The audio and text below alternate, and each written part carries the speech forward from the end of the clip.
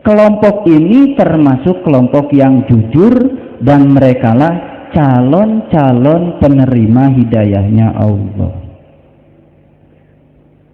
Itu sebabnya Allah Subhanahu wa taala di dalam Al-Qur'an menyatakan alladzina yastami'una al-qaul fayattabi'una ahsanahu ulaika hadahumullah ulaika hum ulul albab. Mereka yang mau memasangkan telinganya untuk mendengarkan perkataan, kemudian mengikuti yang terbaik dari perkataan itu, mereka adalah calon-calon penerima hidayahnya Allah. Puncak hidayahnya Allah, mereka menjadi ulul albab. Siapa ulul albab?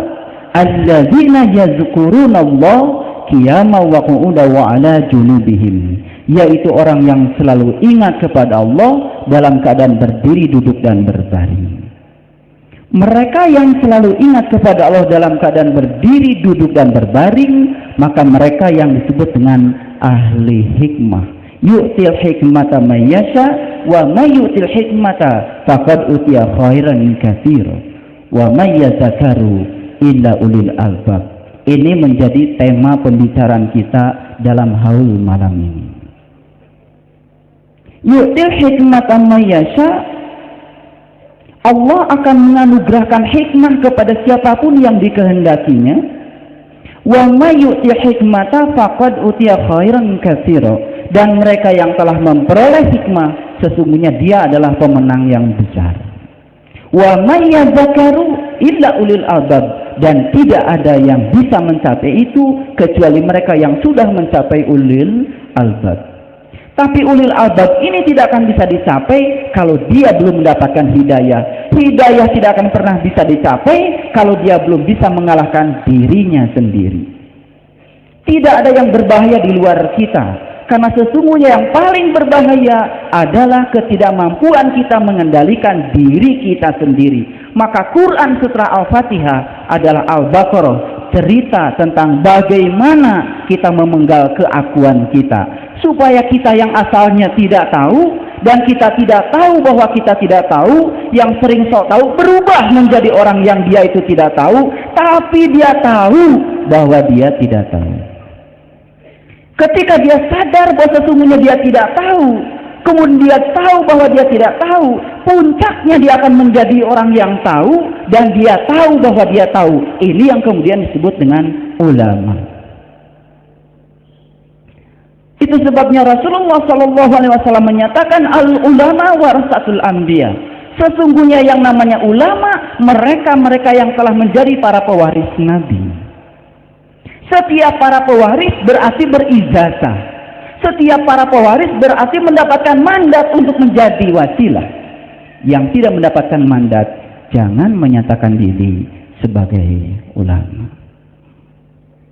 Tahu bukan berarti mengoleksi sejumlah pengetahuan.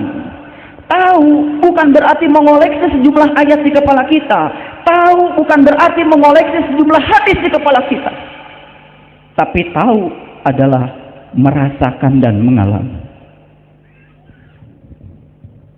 Malam yazuk lam ya'rif, yang tidak mengalami tidak akan bisa memahami. Agama bukan keterampilan berpidato, agama bukan keterampilan membaca ayat, agama bukan keterampilan menyampaikan hadis-hadis, bukan itu agama.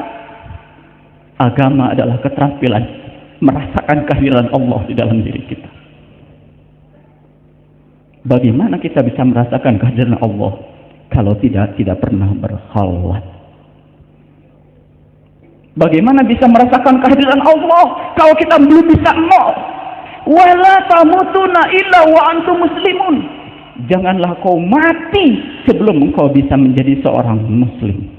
Muslim bukan sebutan bagi mereka yang berKTP-kan Islam, tapi muslim adalah sebutan tertinggi dari Allah bagi mereka yang sudah mampu merasakan rasanya Islam. BerKTP-kan Islam sangat mudah, tapi merasakan rasanya Islam, ini persoalan yang sulit. Hampir 13 tahun Saya berkeliling di seluruh pesantren di seluruh Indonesia. Hanya satu yang saya cari, merasakan rasanya Islam. Saya pernah tidak tidur hampir 3 bulan.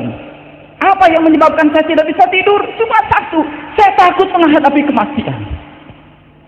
Karena di Quran surat Al-Waqiah dinyatakan, ketika nyawamu sampai di kerongkongan, saat itu engkau melihat, aku lebih dekat kepadamu, tapi mengapa saat itu engkau tidak dapat melihatku? Pada saat nyawa sampai di kerongkongan, saat itu kita melihat, tapi kita tidak pernah mengenal yang kita lihat. Begitu yang datang menjemput kita tidak kita kenali. Akibatnya apa? Akibatnya begitu keluar ruh dari jasad ini, ruh dalam keadaan buta. Wa man kana fi hadhihi a'ma wa huwa fil akhirati a'ma wa dallu sabila. Barang siapa yang buta pandangan kolbunya, pandangan jiwanya di dunia ini, maka di akhirat akan lebih buta. Wa dallu sabila, dan di sana jalannya akan lebih sesat.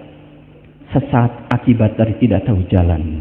Itu sebabnya leluhur kita di Jawa Timur ini, para sunan, para wali, menyatakan kepada kita satu ajaran yang sangat luar biasa. Mati sakjerone ngaurip, antal maut qoblal maut. Itu bukan teori, tapi itu adalah nyata, senyata-nyatanya. Dan alhamdulillah, saya ditakdirkan untuk bisa bertatap wajah dengan seorang mursyid dalam pencarian saya kurang lebih dari 13 tahun. Kemudian beliau memberikan kunci-kunci sejati untuk membuka kesejatian diri kita. Dan ternyata alhamdulillah, mursyid ini tersambung sampai Syekh Jabar Shadiq Sunan Kudus. Alhamdulillah.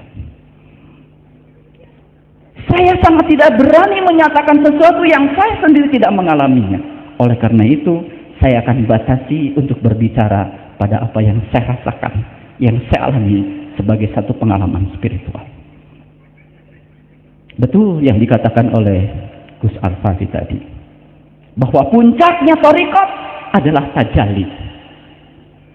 Ketika bisa tajalli, seorang Nabi Musa tersungkur mengatakan, qala subhanaka tubtu ilaika wa ana awwalul mu'minin. Maha suci engkau ya Allah, aku bertaubat kepadamu dan ini adalah awal aku beriman. Sejak kapan Nabi Musa itu memulai beriman kepada Allah? Ketika nurullah tajalli di dalam kesadarannya yang tertinggi di Gunung Tursina. Gunung Tursina bukan gunung yang di luar sana, tapi Gunung Tursina adalah puncak kesadarannya tertinggi, dan itu ada pada diri setiap manusia. Makanya kalau kita pergi ke Mekah, ke Madinah, di banyak tempat di sana yang diceritakan pasti soal gunung. Jabal Sur, Jabal Rahmah, Jabal Nur, Jabal Uhud. Bahkan kalau kita ziarah di Madinah, setelah dari Masjid Kuba kita pergi ke Jabal Uhud, puncaknya di Qiblatain.